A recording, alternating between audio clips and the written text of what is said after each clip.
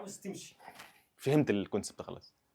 ساعات بتلاقي بياع المترو، مش عارف ايه حكايتي مع المترو، ماسك قشره بطاطس وعمال يقشر بطاطس بشكل انت بتشوف ان هو سلس وجميل جدا. اللي بيعمله ده مش مجرد عرض عشوائي، ده جزء من استراتيجيه تسويق اسمها التسويق التجريبي او الديمونستريشن ماركتنج، او احنا بنقول ديمو. الفكره ان البياع بيوريك المنتج وهو شغال قدام عينيك، وده بيحقق حاجتين مهمين بشكل لا واعي. اول حاجه اثبات الفعاليه، انت لما بتشوف المنتج شغال قدامك بتعرف انه شغال كويس وبتقتنع بكلام البياع انه منتج فعال. تاني حاجه بتتخيل نفسك وانت بتستخدم المنتج.